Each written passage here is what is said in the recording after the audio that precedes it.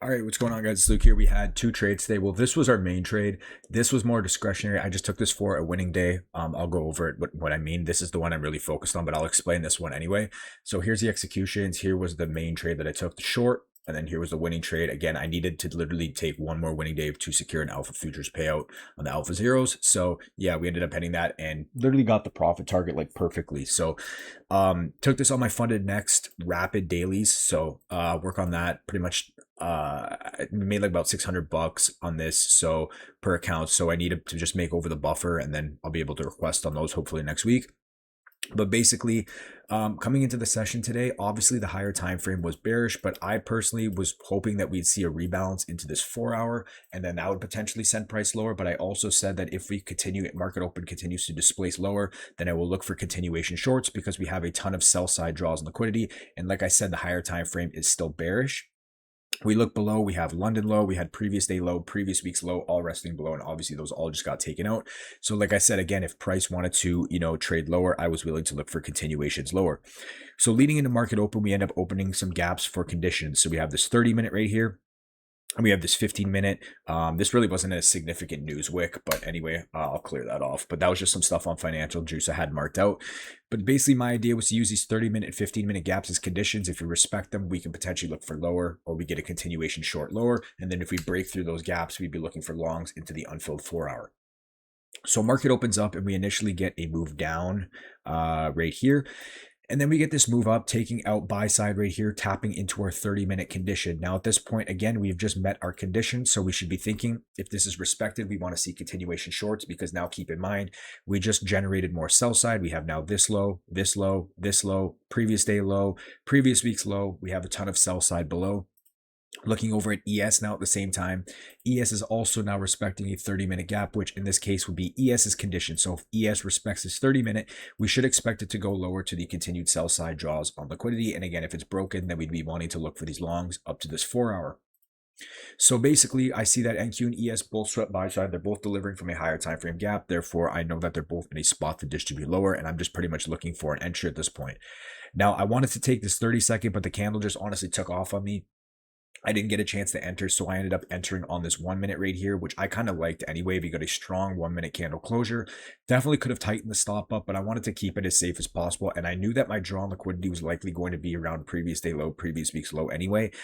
So I just figured, why not keep the stop high, just go for that 1-to-1 like that.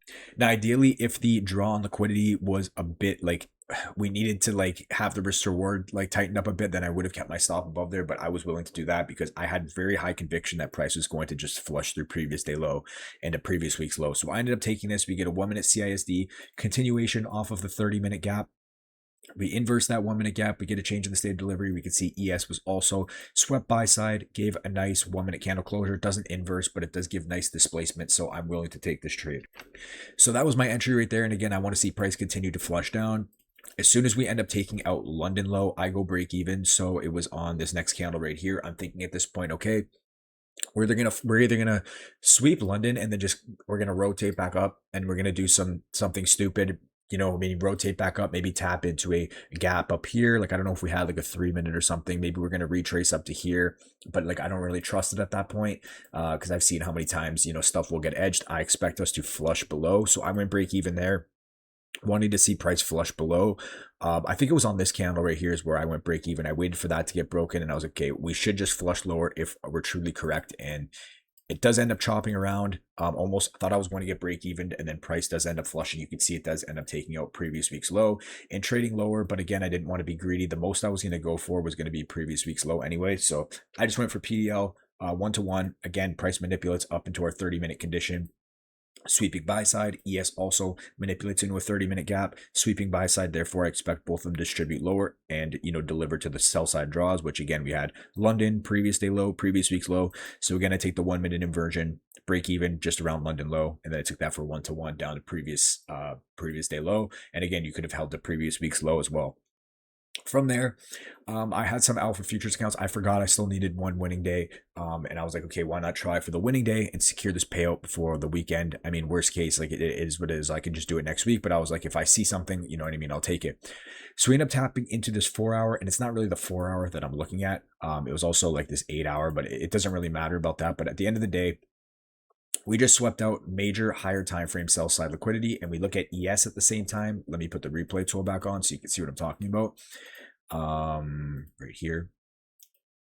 ES now has failed to sweep out pretty much all of the sell side. We can see that ES has not swept out. We can see that ES has not swept out previous day low. So we do have technically a bullish SMT, and keep in mind we do have that unfilled 4-hour above. So this could be the SMT that sends price higher, right? So I'm just looking at this not for that whole leg up. I'm just looking for a short-term bounce off of that gap. Again, we sweep out higher time frame sell side. We're delivering off a 4-hour gap. We have a kind of an SMT. So I'm looking for confirmation. I'm looking for volume and displacement in order to take this trade. So I don't get in on the initial entry here. I actually get in on this 2-minute candle. So what I see at this point, I'm like, okay, we got an internal sweep. We're delivering off a 4-hour. We swept higher time frame sell side. I'm expecting ES to, you know, maybe get some type of move higher. I think, like, I don't know. I didn't think it was unreasonable for ES to at least push up and take out these highs and maybe continue to this unfilled right here. And then maybe from there, we'd see if price wants to break to that unfilled 4-hour. But I took this right here.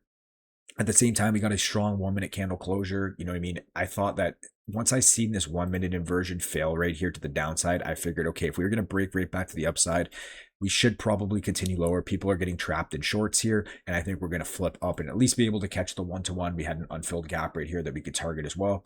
So again, I literally just took this for the 1-to-1. I went break even on this candle right here. As soon as we got that strong close above, I was like, okay, we should just flush. We actually do get a pullback. Luckily, price does end up recovering and hitting TP for us. We end up hitting the 1-to-1. And as you can see, we are chopping, so I do expect probably chop to at least 11, and then we'll see from there. But yeah, that was the first trade. First trade was the 30-minute continuation. This was the main trade of the day, 1-minute inversion, nice displacement, take it down to previous day low in line with the higher time frame trend and the draws being lower. Second trade, again, just discretionary for a winning day, but I just figured I'd go over it anyway. 4-hour tap after sweeping sell side. 2-minute CISD right here, nice candle closure with nice rejection.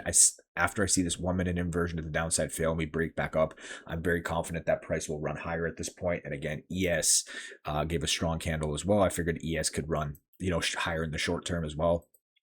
And that ends up playing out for the 1-to-1. Again, with these trades, I will go more discretionary on the winning days. So it was just a 1-to-1, so it wasn't anything crazy. But anyway, that's it from you guys. Let me know what you guys took today, what you guys thought of the market today. Really like this trade. If you guys caught the 30-second, I think that was a solid trade as well. But yeah, that's it for me. We'll be back at it this weekend with some videos, and I'll talk to you guys later. Peace.